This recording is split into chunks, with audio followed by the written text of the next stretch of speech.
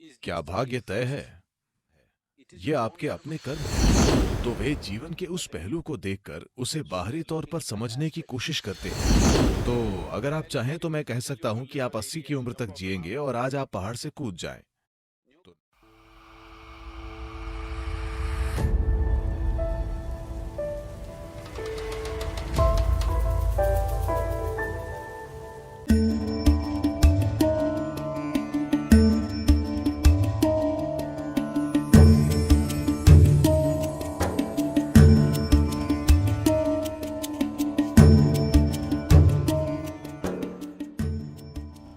भृगु सप्तर्षियों में से एक ऋषि थे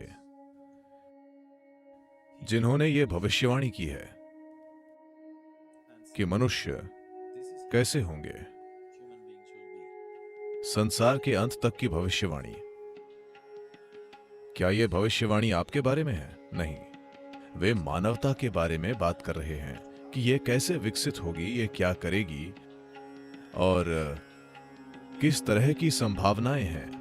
अगर लोग ऐसे हैं तो उनके जीवन में क्या होगा, यदि वैसे हैं तो क्या होगा। इस प्रकार उन्होंने एक नक्शा बनाया। मैं चाहता हूं कि आप इसे एक खाका माने।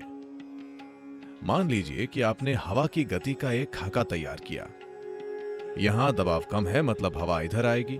अधिक दबाव यानी हवा वहां से कहीं और जाएगी। तो उन्होंने मानव जाति का एक खाका बनाया। अगर इंसान की चेतना ऐसी ही हो, वो ऐसे गर्भ में जाएगा, वो ऐसी चीजों को आकर्षित करेगा, ये होगा वो होगा। इस तरह उन्होंने सब विस्तार से बताया। तो भृगु संहिता सौर मंडल के अंत तक का मानवीय चेतना का एक खाका है। मानवता विकसित कैसे होगी, कैसे मनुष्य आएंगे, किन चीजों का क्या असर होगा, इसे समझने के लिए उन्होंने लोगों को ट्रेनिंग दी। अगर किसी चीज का विस्तृत खाका तैयार किया जाए, क्या आपने एक टोपोग्राफिकल नक्शा देखा है? आम नक्शा नहीं, जियोलॉजिकल सर्वे ऑफ इंडिया का या अमेरिका का। क्या आपने वैसे मैप देखे हैं? वो नक्शा पढ़ने के लिए कुछ ट्रेनिंग जरूरी है, उसमें सब कुछ होता है। या आपने एरोनॉटिकल नक्शा देखा है? वो काफी जटिल होते हैं।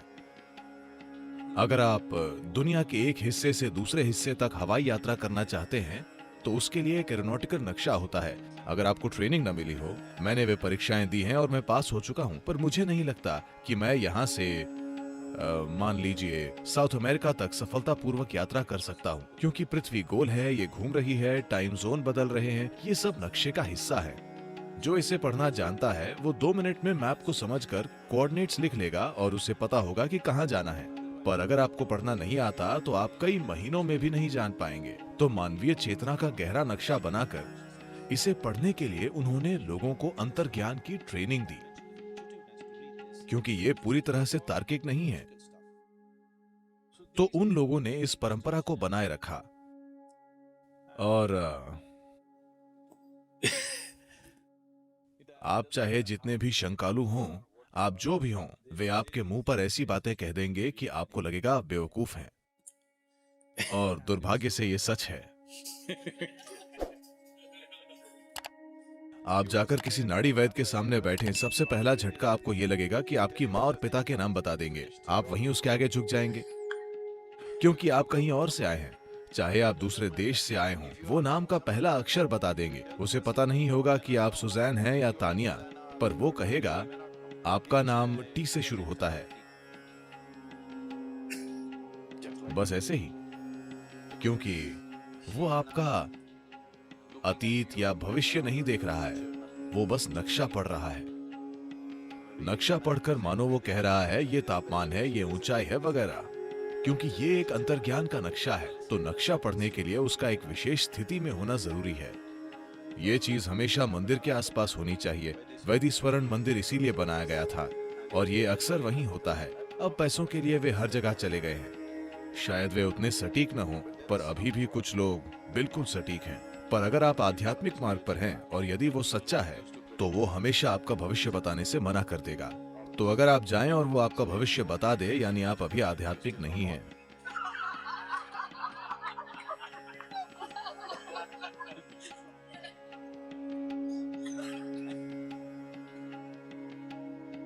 तो क्या भाग्य तय है? भाग्य ऐसी चीज नहीं है जो कोई तय करता है, ये आपके अपने कर्म हैं। तो आपका सॉफ्टवेयर जैसा है वो स्वाभाविक रूप से वैसे ही काम करेगा। मान लीजिए आपके कंप्यूटर में एक सॉफ्टवेयर है, आप जो भी कर लें वो एक ही ढंग से काम करेगा, है ना? पर क्या मैं कंप्यूटर को तोड़कर उसे रोक सकता हूं? यह संभव है। पर फिर भी वही हार्ड ड्राइव दूसरे कंप्यूटर में लगाने पर वही बात हो जाएगी। तो अगर आप चाहें तो मैं कह सकता हूं कि आप 80 की उम्र तक जिएंगे और आज आप पहाड़ से कूद जाएं, तो नया शरीर बाद में मिलेगा, पर आपका सॉफ्टवेयर वही है। इसलिए आप उन्हीं चीजों से गुजरेंगे। तो वे जीवन के उस पहलू को देखकर उसे बाहरी तौर पर समझने की कोशिश करते हैं जो कि उनकी समझ होती है, यानी हमेशा गलती हो सकती है। जरूरी नहीं कि उनकी समझ हमेशा सही हो, पर मूल समझ यानी आप किस तरह के हैं वगैरह चीजें सही होती हैं। उस सॉफ्टवेयर को समझना उस व्यक्ति की क्षमता पर निर्भर करता है। सभी की समझ अलग होती है।